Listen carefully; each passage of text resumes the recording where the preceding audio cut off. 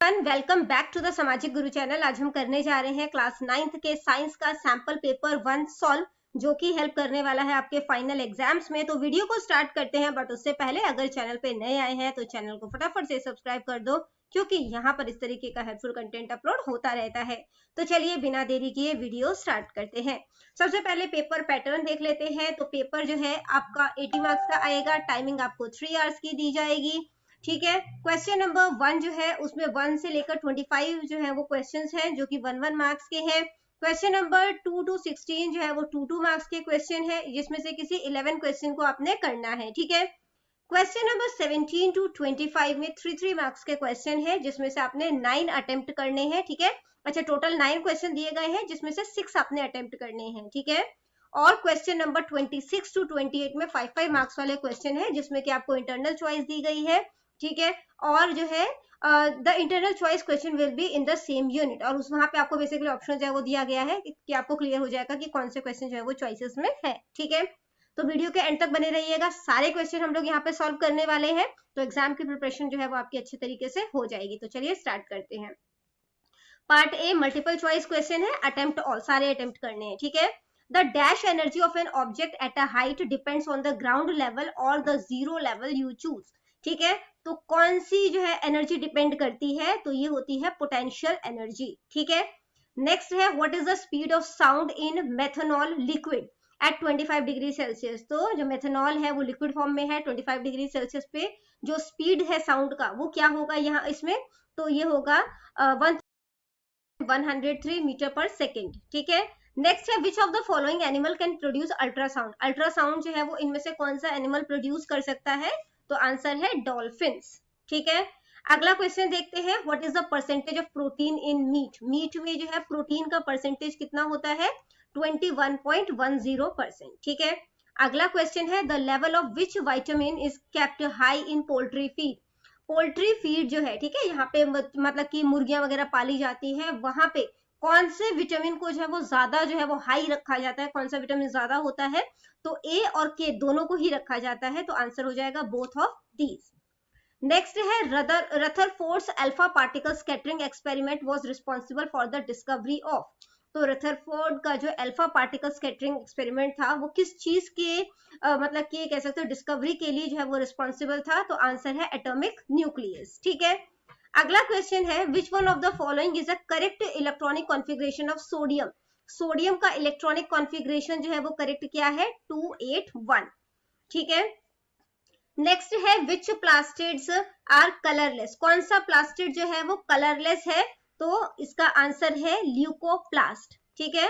Next है which of the following is connective tissue. इनमें से कौन सा जो है वो कनेक्टिव टिश्यू है, तो आंसर है ब्लड। नेक्स्ट है the cause of the rapid elongation of a bamboo stem. तो बैम्बू स्टेम के एलोंगेशन का जो कारण है वो क्या होता है, तो वो है इंटरसेलरी मेरिस्टेम। नेक्स्ट है the shortest distance measured between the initial and final position, ठीक है। तो स्टार्टिंग पोजीशन से फाइनल पोजीशन तक में को नापने के लिए जो सबसे छोटा रास्ता होगा उसे जो है वो क्या कहा जाता है, उसे कहा जाता है डिस्प्लेसमेंट। अगला क्वेश्चन है what is the SI unit of force. Force की एसआई यूनिट जो है वो न्यूटन होती है, और इसे हम लोग एन से भी रिप्रेजेंट करते हैं, या जो के जी एम एस -2, ठीक है। बी ऑप्शन करेक्ट है। नेक्स्ट है बेटा विच of the following will have greater inertia. तो किसका इनर्टिया जो है वो ज्यादा होगा, तो इनर्टिया जो है वो मास के ऊपर डिपेंड करता है, ठीक है। जितना ज्यादा किसी भी चीज का मास होगा उतना ही ज्यादा उसका इनर्टिया होगा, ठीक है। तो यहाँ पे जो है जो स्टोन है सेम साइज के वो सबसे ज्यादा हैवी है यहाँ पर, ठीक है। तो इसी का इनर्टिया जो है वो सबसे ज्यादा होगा। नेक्स्ट है बेटा according to the second law of motion. Second law of motion के according the magnitude of the force exerted on an object. तो जो फोर्स जो है वो एक्सर्ट किया जा रहा है किसी ऑब्जेक्ट पे, वो किस चीज मास और एक्सेलरेशन के क्या चीज के इक्वल होगा, उसके प्रोडक्ट के इक्वल होगा, ठीक है। अगला क्वेश्चन देखते हैं how many times the weight of an object on the moon is its weight on earth. तो 1/6 होता है, ठीक है। नेक्स्ट है what is the SI unit of pressure. Pressure का एसआई यूनिट जो है वो पास्कल होता है, जिसको कि हम लोग पीए से भी रिप्रेजेंट करते हैं, ठीक है। नेक्स्ट है which of the following will show Tyndall effect. Tyndall effect जो है वो मिल्क और स्टार्च सॉल्यूशन देते हैं, यहाँ पे हमें मिल्क दिया गया है तो हम मिल्क लिख लेंगे। इसके बाद है आर्गन की एटोमिसिटी जो है वो क्या होती है, तो ये मोनो एटोमिक होते हैं, ठीक है। नेक्स्ट है number of valence electron in Na positive, यानी कि सोडियम आयन इलेक्ट्रॉन जो है वो कितना होता है वो हमने बताना है। तो सोडियम जो है वो Na से शो किया जाता है और इसका एटॉमिक नंबर जो होता है वो 11 होता है, ठीक है। तो इसके K शेल जो है KLM है ना, ये शेल है, तो K में कितना आ जाएगा 2, इसके बाद कितना आ जाएगा 8, 8 9 10 और यहाँ पे 1 आ जाएगा 11, ठीक है। अब जो है ये इलेक्ट्रॉन जो है वो लूज कर देगा 1 को, ठीक है, और इसके बाद जो है ये Na पॉजिटिव यानी कि सोडियम आयन जो है वो बन जाएगा, ठीक है। तो अब इसकी जो लास्ट शेल है KLM, तो ये 2 हो गया, ये 8 हो गया, लास्ट शेल में कितना जो है वो इलेक्ट्रॉन है इसके 8 है। तो वैलेंस इलेक्ट्रॉन क्या होता है, जो भी आउटर मोस्ट शेल है, इस केस में जो है वो L हमारे पास आउटर मोस्ट शेल है, तो उसमें जो भी नंबर आएगा वो हमारे पास वैलेंस इलेक्ट्रॉन होता है, ठीक है। तो यहाँ पर क्या आ जाएगा 8 आ जाएगा। नेक्स्ट है the signal that passes along the nerve fibre, nerve fibre से जो भी सिग्नल जो है वो पास होता है उसे हम लोग कहते हैं नर्व इम्पल्स। इसके बाद बेटा फिल इन द ब्लैंक्स है, stomata are enclosed by 2 kidney shaped cells called, तो 2 किडनी शेप्ड सेल से स्टोमेटा जो होता है वो मतलब कि एनक्लोज होता है, उसके अंदर कवर अप होता है, ठीक है। तो उसे क्या कहा जाता है, गार्ड सेल्स, गार्ड सेल्स। अब ये जो है ना, ये स्टोमेटा के ओपनिंग और क्लोजिंग इसके लिए रिस्पॉन्सिबल होता है। इसके अलावा ये जो गैसियस एक्सचेंज होता है, ठीक है, उसके लिए भी रिस्पॉन्सिबल होता है। जो प्लांट एक्स्ट्रा वाटर जो रिलीज करता है एटमॉस्फेयर में, उसके लिए भी रिस्पॉन्सिबल होता है। नेक्स्ट है फोर्स ऑफ फ्रिक्शन जो है वो हमेशा मोशन के क्या होता है, अपोजिट, ठीक है। Force of friction always opposite the motion, ठीक है। नेक्स्ट है mass of an object is the measure of its, तो आंसर क्या आएगा, इनर्टिया, ठीक है। तो जो मास होता है किसी भी ऑब्जेक्ट का वो उसके इनर्टिया से मेजर किया जाता है। जितना ज्यादा मास होगा उतना ही ज्यादा इनर्टिया जो है वो ज्यादा होगा, ठीक है। और जो ये आप कह सकते हो जो मास होता है वो हर जगह पर जो है वो सेम रहता है, यानी कि मास जो है वो कांस्टेंट रहता है, चाहे आप धरती पर हो चाहे आप चांद पे हो, ठीक है। तो यहाँ पर जो है क्या आ जाएगा इसका answer, inertia. Next true false है, the energy possessed by an object, तो ऑब्जेक्ट जो एनर्जी पोजेस करता है is thus measured in terms of its capacity of doing work, तो ये वर्क की जो कैपेसिटी है उसको बेसिकली मेजर करता है, तो ये सही है। वेवलेंथ जो है वो यूजुअली v से रिप्रेजेंट किया जाता है, तो ये गलत है, ठीक है। इसको जो है वो लैम्बडा जो कि ग्रीक लेटर का वर्ड है उससे रिप्रेजेंट किया जाता है, वो कुछ इस तरीके का होता है, ठीक है, उससे रिप्रेजेंट किया जाता है, तो ये फॉल्स है, ठीक है। इसके बाद बेटा पार्ट बी स्टार्ट हो जाता है जिसमें है question number 2, naphthalene ball disappear with the time, जो फिनाइल की गोलियां होती है वो थोड़े टाइम बाद जो है वो गायब हो जाती है और कोई भी सॉलिड जो है वो छोड़ती नहीं है पीछे, ठीक है।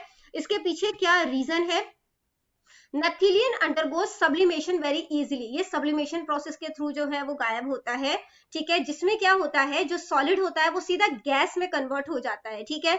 तो इसी वजह से जब नैफ्थलीन बॉल जब वो गायब होता है तो वो अपने पीछे कोई भी सॉलिड नहीं छोड़ता।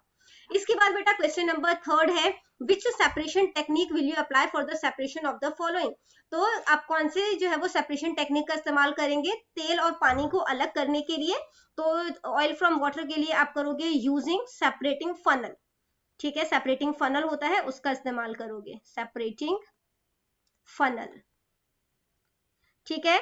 नेक्स्ट है different pigment from an extract of flower petals, तो इसके लिए जो है वो आपको क्रोमेटोग्राफी प्रोसेस जो है उसका इस्तेमाल करना पड़ेगा, ठीक है, क्रोमेटोग्राफी प्रोसेस, ठीक है, क्रोमेटोग्राफी प्रोसेस। नेक्स्ट है मॉलिक्यूलर मास बताना है CH3OH का और C2H4 का, ठीक है। तो देखो मॉलिक्यूलर मास के लिए आपको कुछ नंबर जो है एटॉमिक मास जो है वो याद रखना पड़ेगा। तो कार्बन का एटॉमिक मास जो है वो कितना होता है 12, हाइड्रोजन का कितना होता है 1, ऑक्सीजन जो है उसका कितना होता है 16, ठीक है। तो यहाँ पर देखते हैं सबसे पहला है CH3, तो जो कार्बन है उसका एटॉमिक मास क्या है 12, तो यहाँ पे हम देख, आपको मैं बहुत ही इजी तरीके से बता रही हूँ, आप कंफ्यूज नहीं होंगे इससे, ठीक है। सबसे पहले कार्बन है तो कार्बन कितना है 12, अब H3 है, हाइड्रोजन कितना है 1, ठीक है, और इसका जो है वो मतलब कि कितना है 3 है, तो 3 को 1 से मल्टीप्लाई कर दोगे, यानी इसके मॉलिक्यूलर मास से मल्टीप्लाई कर दोगे, जो इसका एटॉमिक मास है, ठीक है, उससे मल्टीप्लाई कर दोगे। उसके बाद जो है यहाँ पे प्लस का साइन आएगा, ठीक है। फिर हमारे पास है O, तो O कितना है 16 है, और फिर हमारे पास क्या है H, तो H कितना है 1, ठीक है, अब इनको जो है वो मल्टीप्लाई कर दो, ये हो जाएगा 12, 3 1 3, 16 और 1, 16 17 18 19 20 20 30 32, तो ये कितना हो जाएगा 32U। नेक्स्ट क्या है C2H4, तो C हमारे पास कितना है 12, ठीक है, बट यहाँ पे 2 है तो 2 इंटू 12 हो जाएगा, ठीक है, और उसके बाद H4 है तो 4 इंटू H क्या है 1, तो वो हो जाएगा 12 2 कितना हो जाता है 24 और 4 1 कितना हो जाता है 4, 24 प्लस 4 कितना हो जाएगा 28, 28U इसका आंसर है। नेक्स्ट है hydrogen and oxygen combined in the ratio 1:8 by mass to form water, तो वाटर बनाने के लिए ये 1:8 के मास के फॉर्म में जो है वो कंबाइन होता है, ठीक है। What mass of oxygen gas would be required to react completely with 3 gram of hydrogen gas, तो 3 ग्राम of hydrogen gas के लिए कितना जो है वो ऑक्सीजन गैस जो है वो रिक्वायर्ड होगा वो आपने बताना है, ठीक है।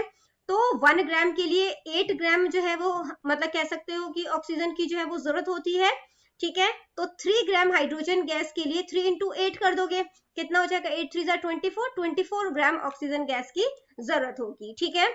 इसके बाद नेक्स्ट है केनाल रेज क्या होता है, केनाल रेज क्या होते हैं वो बताना है। तो केनाल रेज जो होते हैं वो पॉजिटिवली चार्ज रेज होते हैं। These rays are composed of proton, ये प्रोटॉन से बने होते हैं। गोल्डस्टीन ने इसे 1886 में जो है वो डिस्कवर किया था।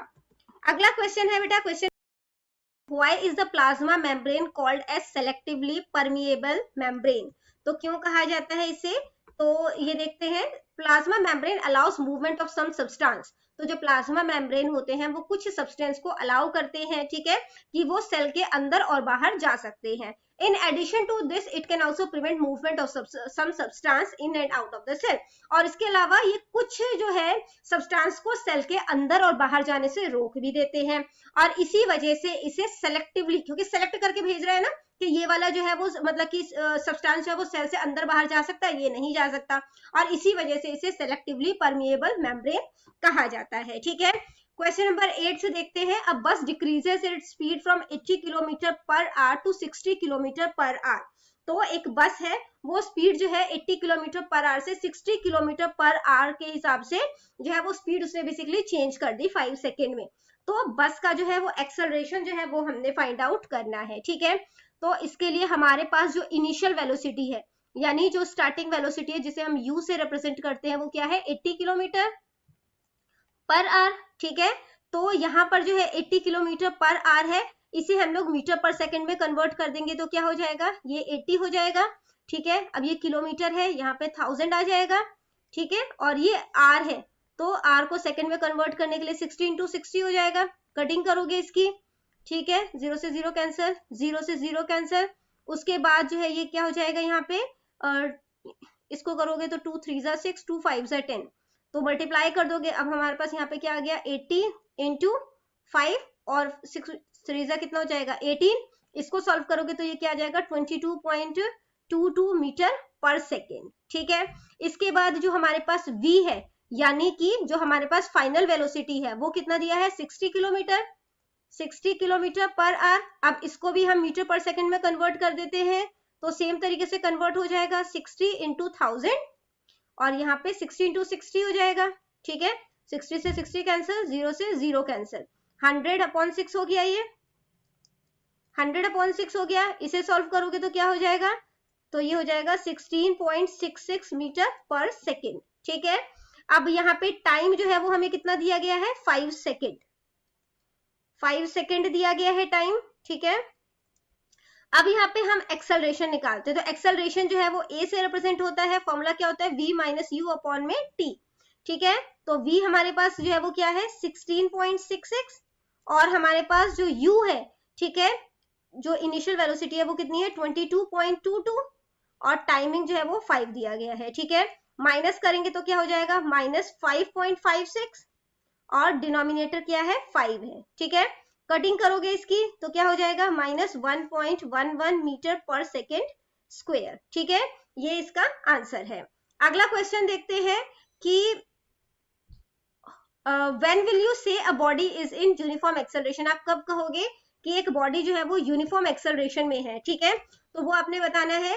तो एक बॉडी को यूनिफॉर्म एक्सेलरेशन में उस टाइम कहा जाएगा if its velocity change y equal amount in equal interval of time. अगर इक्वल इंटरवल ऑफ टाइम पे मतलब कि if its velocity change y equal amount, अगर उसकी वेलोसिटी इक्वल अमाउंट चेंज होगी, इक्वल इंटरवल ऑफ टाइम पे equal amount की velocity change होगी, तो उसे यूनिफॉर्म एक्सेलरेशन कहा जाएगा। नॉन यूनिफॉर्म एक्सेलरेशन में क्या, unequal amount of velocity change होगी इक्वल इंटरवल ऑफ टाइम में। ठीक है, अगला क्वेश्चन देखते हैं, क्वेश्चन नंबर 10th, जो कि है why do you fall in the forward direction when a moving bus brakes to a stop and fall backward when it accelerates from rest.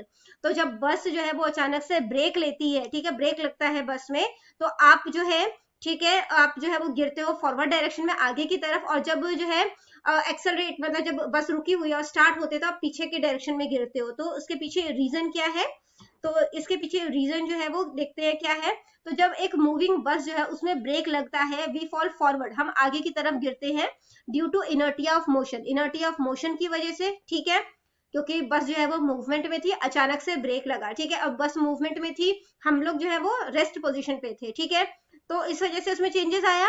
जबकि जब बस स्टार्ट हुई है तो बस रेस्ट पोजीशन पे है, ठीक है, तो वो इनर्टिया ऑफ रेस्ट होगा, तो इस पोजीशन में हम जो है वो बैक साइड जो है वो गिरेंगे।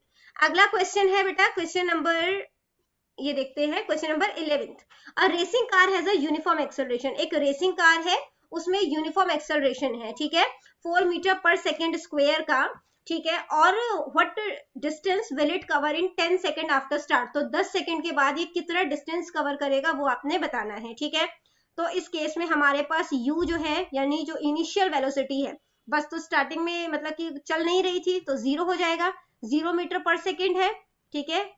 इसके बाद जो इसका एक्सेलरेशन है वो कितना है, 4 मीटर पर सेकेंड स्क्वायर है, ठीक है, जो टाइमिंग इन्होंने हमें दी है वो 10 सेकेंड दी है, ठीक है, और जो स्पीड है, जो यहाँ पे डिस्टेंस बोला, डिस्टेंस फाइंड आउट करना है, इसके लिए फॉर्मूला क्या होता है, s is equal to u t plus में हाफ ए टी स्क्वेयर, ठीक है, तो बस वैल्यू पुट कर दोगे आप, u हमारे पास 0 है, टाइम हमारे पास 10 है, प्लस में हाफ, a जो है वो हमारे पास 4 है, टाइम हमारे पास 10 है, 10 का स्क्वायर यानी 10 2 टाइम लिख दोगे, ठीक है।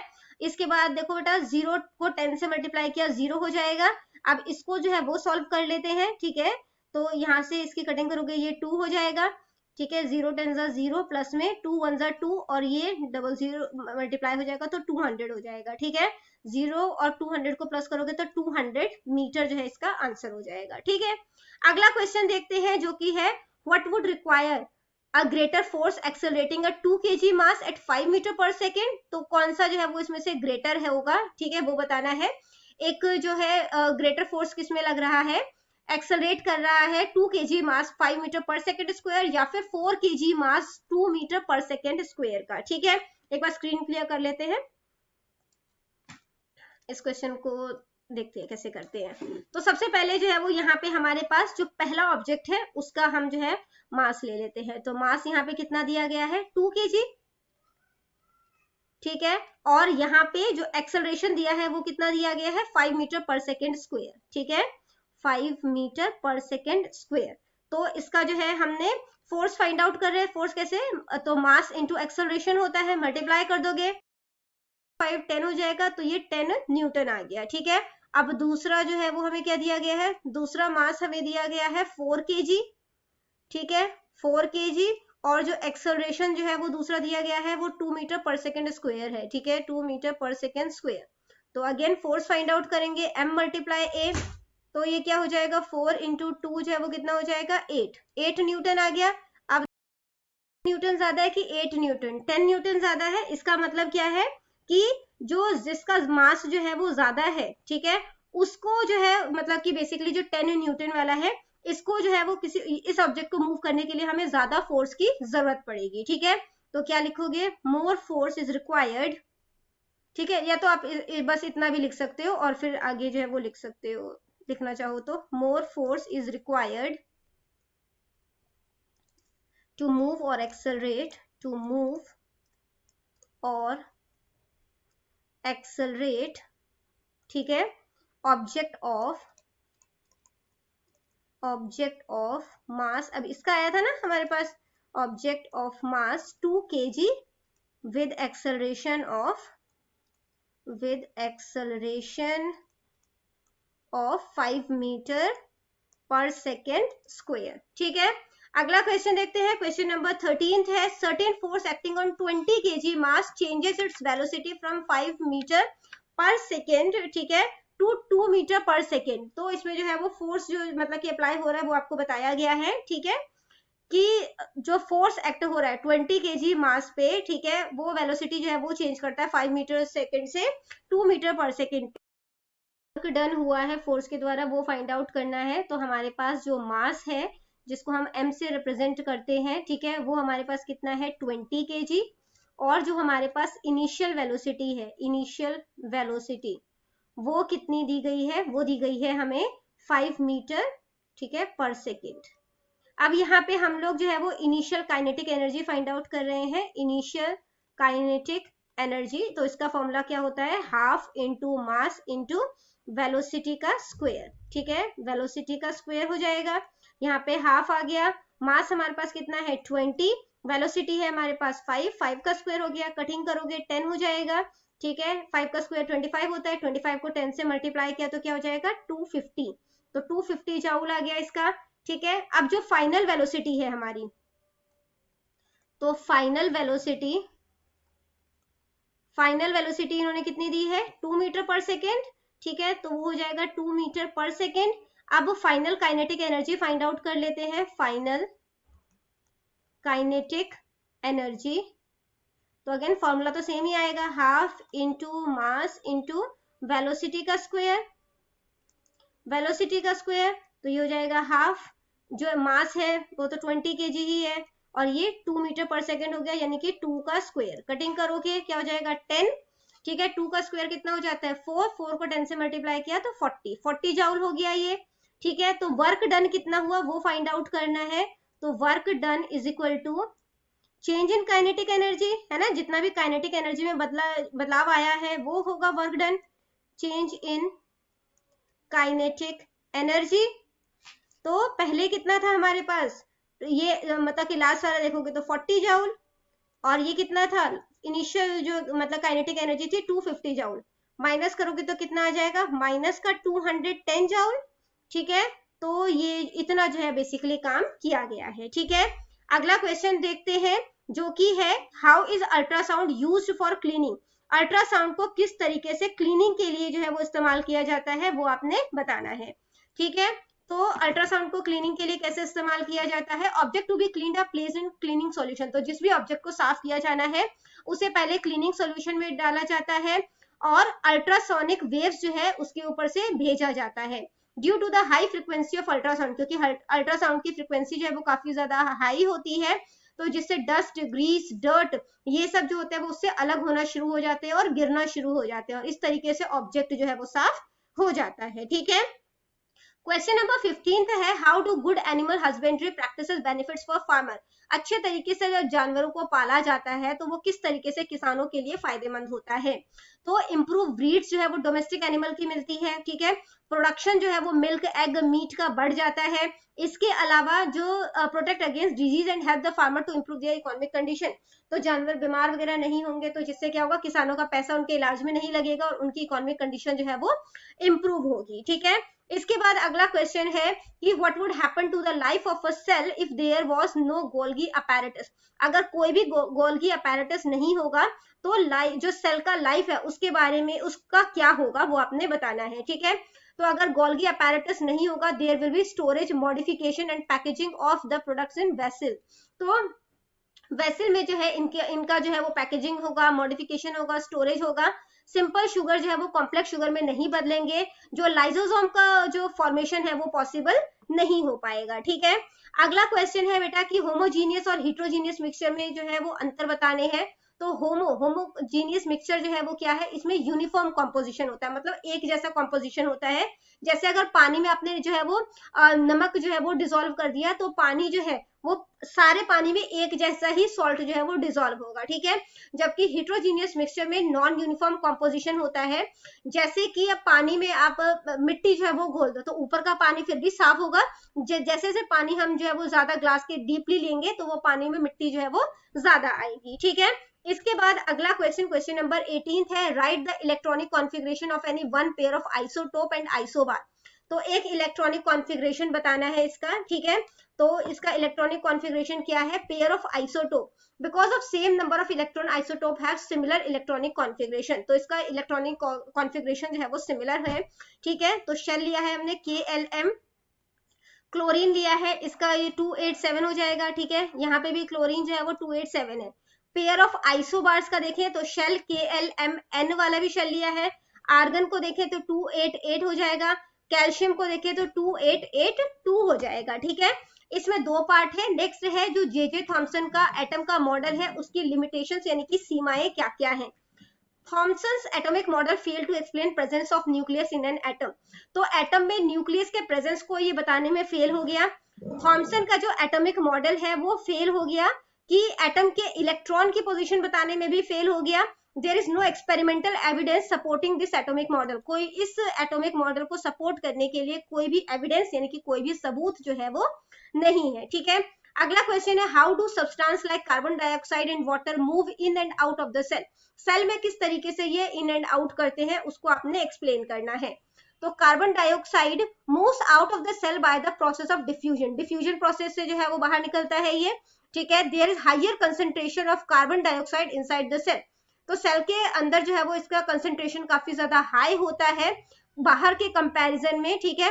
Diffuses outside of the cell by the process of diffusion. Diffusion के प्रोसेस से ये जो है वो बेसिकली बाहर जो है वो निकलते हैं, ठीक है। Water moves in and outside of the cell by the process of osmosis. और ऑस्मोसिस के प्रोसेस के थ्रू पानी जो है वो सेल के अंदर और बाहर जाता है। In cell plasma membrane act as selectively permeable membrane. तो प्लाज्मा मेम्ब्रेन में जो है ये सेलेक्टिवली परमिएबल मेम्ब्रेन की तरह काम करता है, जो हम पहले डिस्कस कर चुके हैं, ठीक है। Water moves through plasma membrane. पानी जो है वो प्लाज्मा मेम्ब्रेन के थ्रू मूव करता है from its higher concentration region to lower concentration region. तो जहाँ पे हायर कंसेंट्रेशन रीजन है वहां से ये लोअर कंसेंट्रेशन रीजन की तरफ जाता है, ठीक है। अगला क्वेश्चन है, a stone of 1 kg is thrown with a velocity of 20 metre पर सेकेंड। तो 1 kg का स्टोन है जिसे इस वेलोसिटी से फेंका जाता है across the frozen surface of a lake. तो लेक जो है वो जमी हुई है, उसके सरफेस पर फेंका जाता है and comes to rest after travelling a distance. और रेस्ट पोजीशन पे आ जाता है ये स्टोन 50 मीटर का डिस्टेंस ट्रेवल करके। What is the force of friction between the stone and the ice. तो फ्रिक्शन जो है वो बताना है आपने यहाँ पर, ठीक है, कि जो स्टोन और आइस का फ्रिक्शन जो फोर्स ऑफ फ्रिक्शन जो है वो कितना है। तो सबसे पहले यहाँ पे जो मास ऑफ द स्टोन दिया गया है वो क्या है, 1 kg, ठीक है। जो इनिशियल वेलोसिटी हमें स्टोन का दिया गया है वो कितना है, 20 मीटर पर सेकेंड, ठीक है।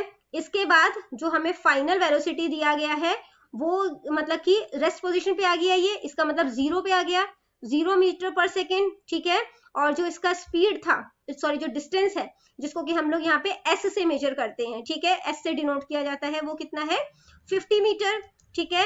एक्सेलरेशन जो है वो फाइंड आउट करना है। एक्सेलरेशन ऑफ स्टोन जो है,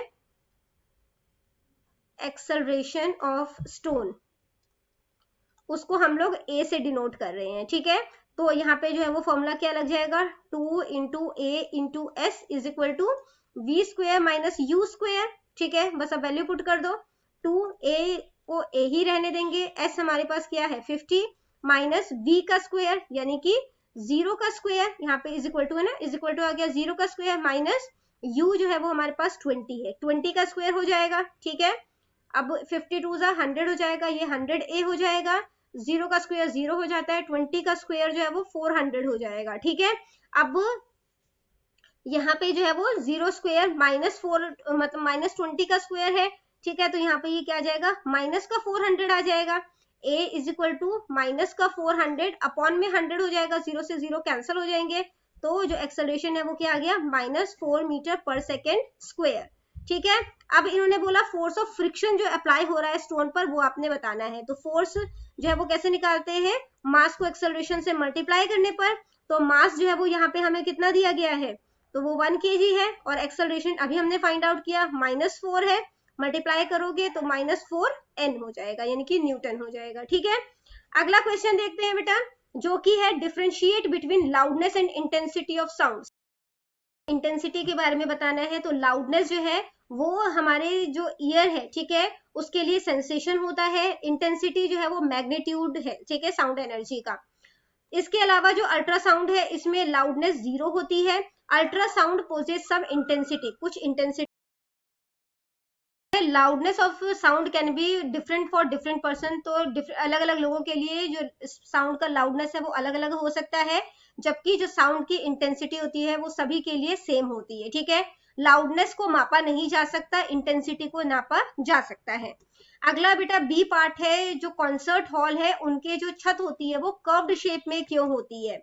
तो रीजन है कि it helps in reflection of sound. इससे क्या होता है, जो साउंड है वो टकरा के वापस हॉल के अंदर आ जाती है, जिससे जो मतलब कि हॉल के कॉर्नर्स तक जो है इसकी जो मतलब कि आवाजें हैं वो पहुंच सकती है, ठीक है।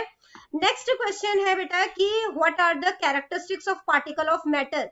मैटर के जो पार्टिकल्स है उनके क्या क्या कैरेक्टरिस्टिक्स है? तो इनके बीच में स्पेस होता है, ठीक है, ये कॉन्टिन्यूसली मूव करते हैं और एक दूसरे को अट्रैक्ट करते हैं, ठीक है। इसके बाद नेक्स्ट क्वेश्चन है कि जो लिक्विफाई एटमॉस्फेरिक गैस है, ठीक है, suggest a method to liquefy atmospheric gas. तो एटमॉस्फेरिक गैस जो है उसको लिक्विफाई कैसे किया जाएगा, उसके लिए मेथड जो है वो शेयर करना है। तो प्रेशर अप्लाई करके किया जा सकता है या टेम्परेचर को कम करके किया जा सकता है, ठीक है। क्वेश्चन नंबर 23 है, define valency by taking example. तो वैलेंसी को डिफाइन करना है सिलिकॉन का एग्जांपल लेके, क्लोरीन और ऑक्सीजन का एग्जांपल लेके, ठीक है। तो combining capacity of the atom of an element with the atom of other element, ठीक है। तो जो कंबाइनिंग कैपेसिटी होती है एक एटम की, ठीक है, of the atom of an element, element की, ठीक है, दूसरे एलिमेंट के साथ, तो उसको जो है in order to complete its octet, ताकि वो अपना ऑक्टेट जो है उसको कंप्लीट करे, उसे जो है वो वैलेंसी कहा जाता है उस एलिमेंट का। जैसे कि तो वैलेंसी ऑफ जो मेटल होता है वो नंबर ऑफ वैलेंस इलेक्ट्रॉन के बराबर होता है। तो वैलेंस ऑफ नॉन मेटल जो है वो क्या हो जाएगा, 8 माइनस वैलेंस इलेक्ट्रॉन हो जाएगा, ठीक है। तो सिलिकॉन का एग्जाम्पल लिया है, एटॉमिक नंबर इसका 14 होता है, तो इसका इलेक्ट्रॉनिक कॉन्फ़िगरेशन के शेल में 2 आ जाएगा, एल शेल में m आ जाएगा, ठीक है, और m इन सबको प्लस करके 14 बनना चाहिए, ठीक है। तो m में क्या बच जाएगा, 4 बच जाएगा। तो जो लास्ट है हमारे पास, ठीक है, उसको देखेंगे हम लोग कि इसको 8 होने में कितना बाकी रह गया, 4। तो 8 माइनस 4 कर देंगे तो 4 आ जाएगा, ठीक है। इसके बाद इसी तरीके से ऑक्सीजन का देखेंगे तो इसका एटॉमिक नंबर 8 होता है। तो पहला जो है वो शेल कंप्लीट हो गया 2 से, फिर 6, 8 होना चाहिए था यहाँ पे, तो 8 में से 6 माइनस करोगे तो 2 बच जाएगा, ठीक है।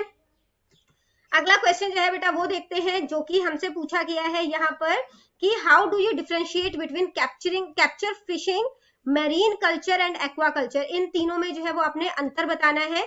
तो कैप्चर फिशिंग जो है वो मेथड होता है, fish are obtain from natural resources, तो जैसे कि तालाब से, ठीक है, कैनाल से, रिवर से जब मछलियां जो है वो प्राप्त की जाती है उसे कैप्चर फिश कहते हैं। मरीन कल्चर में जो है this is a method of marine fish culture in the open sea, समुद्र से जो है वो मछलियां जो है वो पकड़ी जाती है। एक्वा कल्चर में production of fish from fresh water and brackish water sources is called aquaculture. इसमें फ्रेश वाटर से जो है वो मछलियों का प्रोडक्शन जो है वो किया जाता है, ठीक है। अगला क्वेश्चन है बेटा कि प्लांट सेल और एनिमल सेल में क्या अंतर है, वो आपने बताना है। तो प्लांट सेल जो है वो जनरली लार्जर होते हैं साइज में एनिमल सेल के कंपैरिजन में। इसमें सेल वॉल होता है, एनिमल सेल में जो है वो सेल वॉल प्रेजेंट नहीं होता, यानी कि एब्सेंट होता है। इसमें प्लास्टिड प्रेजेंट है, एनिमल सेल में प्लास्टिड एब्सेंट होता है, ठीक है।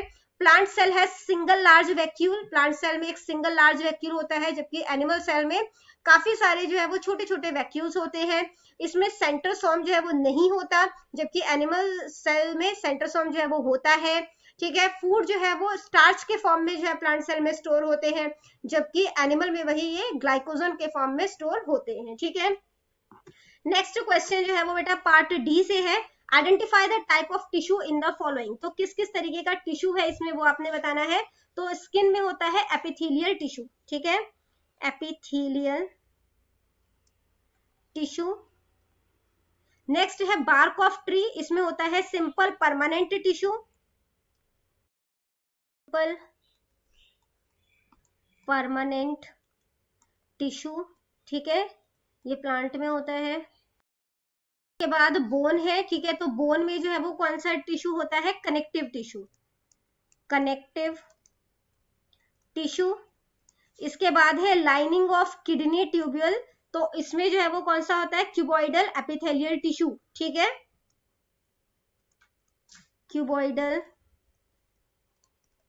Epithelial tissue. नेक्स्ट है वेस्कुलर बंडल, इसमें होता है complex permanent tissue, complex permanent tissue, ठीक है, ये भी प्लांट में होता है। नेक्स्ट देखते हैं, तो अगला क्वेश्चन आपने अटेम्प्ट करना है। The help of diagram differentiate between striated, non striated and cardiac muscle on the basis of their structure and site location in the body, ठीक है। तो स्टार्ट करते हैं। सबसे पहला है स्ट्रेन्ड मसल, ये वॉलेंट्री मसल होते हैं।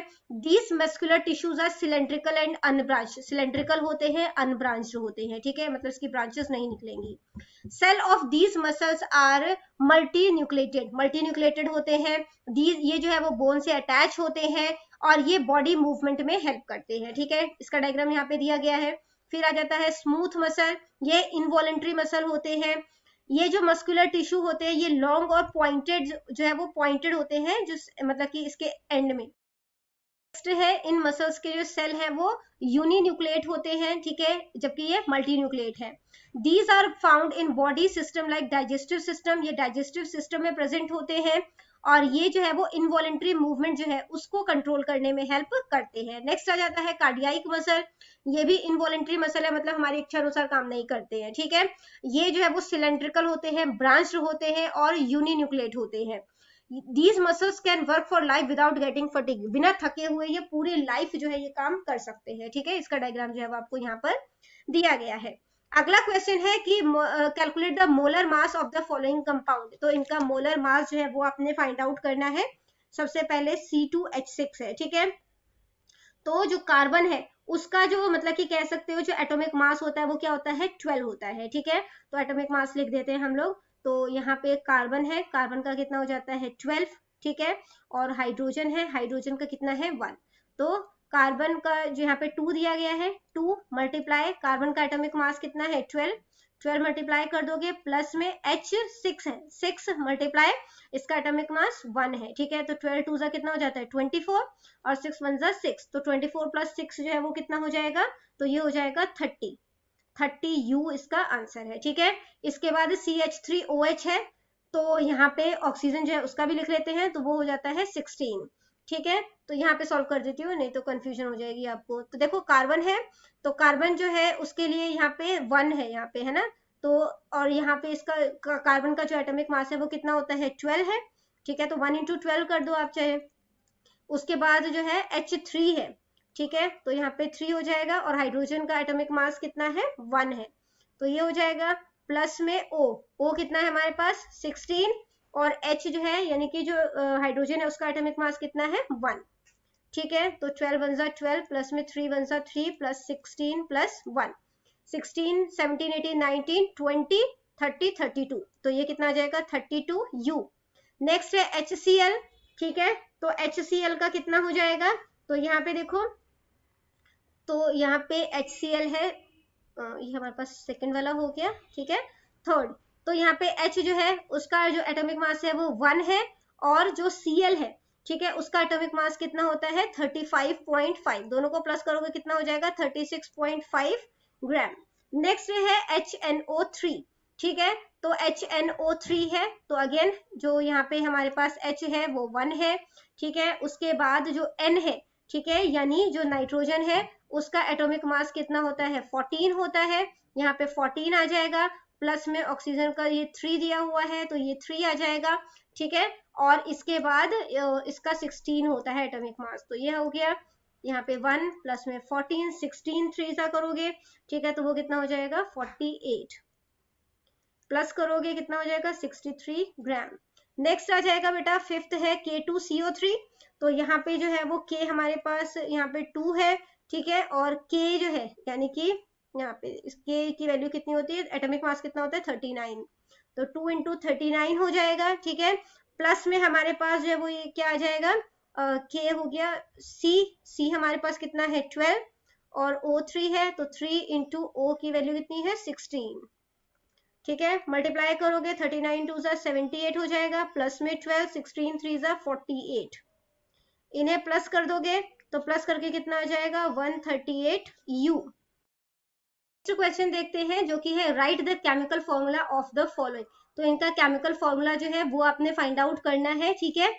तो सबसे पहला है एल्यूमिनियम सल्फेट, उसके लिए हम क्या लिखते हैं ए कैपिटल L2SO4 और यहाँ पे आ जाएगा 3। फिर स्लेक्ड लाइम जिसको हम लोग कैल्शियम हाइड्रोक्साइड भी कहते हैं, ठीक है, तो CaOH2। बेकिंग पाउडर इसके लिए क्या यूज होगा NaHCO3। पोटेशियम सल्फेट इसके लिए यूज होगा K2SO4। सोडियम ऑक्साइड इसके लिए होगा Na2O, ठीक है। नेक्स्ट है which of the following state are possible and give an example for each. Example देना है। An object with constant acceleration, एक ऑब्जेक्ट है जिसका एक्सेलरेशन जो है वो कांस्टेंट है लेकिन उसकी वेलोसिटी जो है वो 0 है, ठीक है। तो ये पॉसिबल है जब एक बॉल को जो है वो ऊपर की साइड फेंका जाता है तो ये अपने हाईएस्ट पॉइंट तक पहुंचता है, ठीक है। इट्स वेलोसिटी विल बी 0, तो वहां पे वो 0 हो जाएगा but ball will have constant acceleration. लेकिन बॉल जो है उसका एक्सेलरेशन कांस्टेंट होगा ग्रेविटी की वजह से, जो कि 9.8 मीटर पर सेकेंड स्क्वायर होता है, ठीक है। अगला क्वेश्चन जो है वो देखते हैं जो कि है an object moving with an acceleration. एक ऑब्जेक्ट जो है वो मूव कर रहा है एक्सेलरेशन के साथ, जो कि बट विद यूनिफॉर्म स्पीड, उसकी स्पीड जो है वो यूनिफॉर्म है। तो ये भी पॉसिबल है।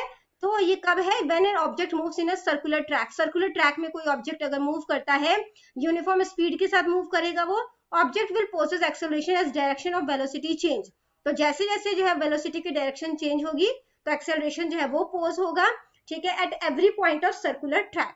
तो हर पॉइंट पे, सर्कुलर ट्रैक के हर पॉइंट पे जो है वो एक्सेलरेशन जो है वो देखने को मिलेगा, ठीक है। नेक्स्ट क्वेश्चन देखते हैं जो कि है स्पीड और वेलोसिटी में क्या अंतर है वो आपने बताना है, ठीक है। तो स्पीड स्केलर क्वांटिटी है, वेलोसिटी वेक्टर क्वांटिटी है। स्पीड हमेशा पॉजिटिव होगा, वेलोसिटी पॉजिटिव, नेगेटिव या 0 हो सकता है, ठीक है। Speed is time rate of covering distance, तो कितना जो है वो डिस्टेंस कवर किया है उसका टाइम रेट होता है ये। वेलोसिटी जो है वो डिस्प्लेसमेंट का टाइम रेट होता है, ठीक है। अगला क्वेश्चन है जो कि लास्ट क्वेश्चन है an object is thrown vertically upward. एक ऑब्जेक्ट है उसे वर्टिकली अपवर्ड डायरेक्शन में जो है फेंका जाता है जिसकी वेलोसिटी 5 मीटर पर सेकेंड स्क्वायर है, ठीक है। यानी कि ये हमारे पास इनिशियल वेलोसिटी हो गया, ये u है हमारे पास, ठीक है। If the downward acceleration of the stone during the motion, अगर मोशन के दौरान जो डाउनवर्ड एक्सेलरेशन है, ठीक है, वो 10 मीटर पर सेकेंड स्क्वायर है, यानी ये एक्सेलरेशन हो गया। अब क्योंकि वो डाउनवर्ड डायरेक्शन में है तो एक्सेलरेशन हमारे पास नेगेटिव हो जाएगा, ठीक है। इसके बाद क्या बोला, what is the height gained by the stone. तो कितना स्टोन ने हाइट जो है वो गेन किया, और and how long will it take to reach there, वहां पर पहुंचने में उसे कितना टाइम लगा। तो वेलोसिटी जो है वो, जो फाइनल वेलोसिटी हमारी वो क्या हो जाएगी 0 मीटर पर सेकेंड, ठीक है। और डिस्टेंस जो है वो कितना कवर किया और टाइम टेकन वो हमने फाइंड आउट करना है, ठीक है। तो डिस्टेंस फाइंड आउट करने के लिए जो फॉर्मूला यूज होता है एस डिस्टेंस के लिए यूज किया जाता है, ठीक है। इसका फॉर्मूला क्या होता है 2 into a into s is equal to v square minus u square, ठीक है, फॉर डिस्टेंस। डिस्टेंस के लिए यूज हो रहा है ये। तो 2 ए क्या है हमारे पास -10, s is equal to v हमारे पास क्या है 0 का स्क्वायर माइनस वी जो u है हमारे पास वो 5 है, ठीक है, 5 का स्क्वायर। मल्टीप्लाई करोगे -20s हो जाएगा। यहाँ पे इसको जब सॉल्व करोगे तो ये कितना हो जाएगा 5 5 25 हो जाता है, ठीक है। 25 माइनस का 25 हो जाएगा, ये माइनस से माइनस कैंसिल हो गया। s इज इक्वल टू 25, ठीक है, 20 मल्टीप्लाई हो रहा है उधर जाके डिवाइड हो जाएगा। कटिंग करोगे 5 5 25, 5 4 20, ठीक है। तो पॉइंट में करोगे तो 1.25 मीटर हो जाएगा। नेक्स्ट जो है हम लोग टाइम फाइंड आउट करते हैं, ठीक है। तो टाइम जो है उसको फाइंड आउट कर रहे हैं। तो t जो है वो क्या हो जाएगा, एक्सेलरेशन का फॉर्मूला क्या होता है, हम यहाँ पे फॉर टाइम निकाल रहे हैं। तो एक्सेलरेशन का फॉर्मूला जो है वो होता है v माइनस यू टी, ठीक है। तो यहाँ पे हमें जो है एक्सेलरेशन जो है वो हमें कितना दिया गया है -10, है ना। उसके बाद जो v है हमारे पास वो 0 है, u हमारे पास 5 है, t हमें पता नहीं है, ठीक है। तो यहाँ पे क्या हो जाएगा, इसको क्रॉस मल्टीप्लाई कर दो, -10t हो जाएगा। 0 माइनस 5 जो है वो क्या हो जाएगा, यहाँ पे हमारे पास माइनस का 5, माइनस से माइनस कैंसिल हो गया, 5 10 इधर मल्टीप्लाई हो रहा है, उधर जाके क्या हो जाएगा डिवाइड, ठीक है। कटिंग करोगे तो क्या हो जाएगा 0.5 सेकेंड, ठीक है। जो कि वीडियो हो जाती है हमारी यहीं पे खत्म। मिलते हैं अगले वीडियो में, तब तक के लिए बाय।